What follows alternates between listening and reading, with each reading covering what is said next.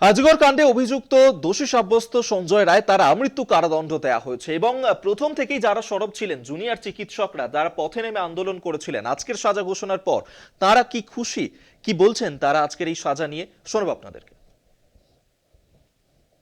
এটা বিচারের নামে প্রহসন হলো।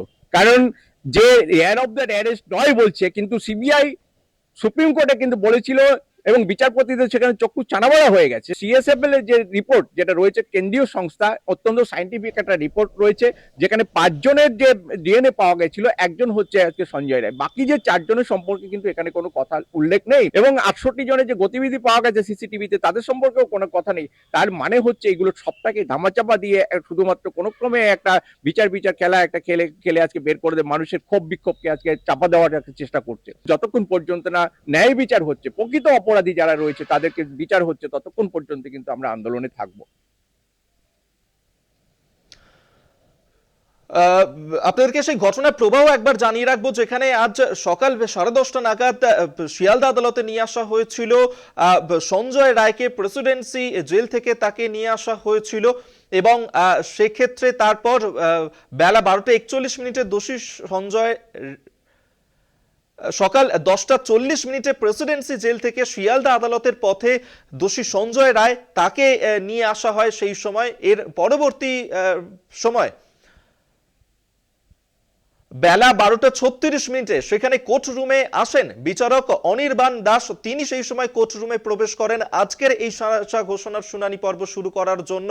এরপর বেলা 12:41 দোষী সঞ্জয় রায় তাকে এজলাসের ভিতরে নিয়ে আসা হয়, তাকে সেখানে নিয়ে আসা হয় এই শুনানি পর্ব শুরু হওয়ার সময়।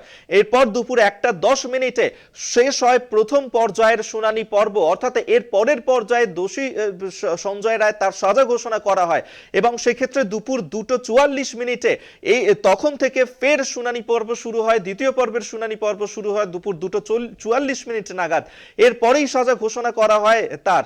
2:47 এজলাসে নিয়ে আসা হয় দোষী সাব্যস্ত সঞ্জয় রায়কে। আরজিকরের ঘটনাতে দোষী সাব্যস্ত সঞ্জয় রায় তার সাজা ঘোষণা করা হয়।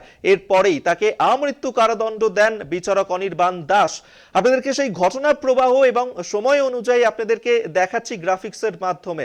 এবং সাজা ঘোষণার পরে এই সাজা ঘোষণার নিয়েও রাজনৈতিক মহল তাদের বিভিন্ন রকমের প্রতিক্রিয়া সামনে উঠে আসছে। অধীর রঞ্জন চৌধুরী কংগ্রেস নেতা, তিনি কিভাবে দেখছেন আজকের এই সাজা ঘোষণাকে? তিনি কি খুশি, কি বলছেন তিনি, শোনাবো আপনাদের। কোথাও একটা অতৃপ্তি কাজ করছে। বিচার হলো, সবই হলো, মানে বলে না যে আলো জ্বললো, বাজনা বাজলো, কিন্তু কাজের কাজ কিছু হলো না।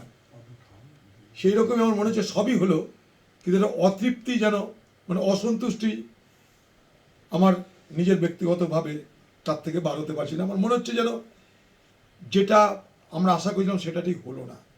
আমি কোনো বিচারকের তো দোষ দিতে পারি না, দিচ্ছিও না, কিন্তু তদন্ত বলুন, তদন্তের গভীরতা বলুন, সব মিলিয়ে সর্বত্র যেন এক অপেশাদারিত্বের ছাপ, অদক্ষতার ছাপ, এবং তারই পরিণামে এই ধরনের বিচারের নিষ্পত্তি হলো বলে আমি মনে করি। কিন্তু আবার বলছি যে সন্দেহ আমরা অনেক আগে করেছিলাম, এখনো করছি, আমি না, বাংলার বহু মানুষই করছে, যে একা এই ছেলেরা সব ঘটনা করেনি।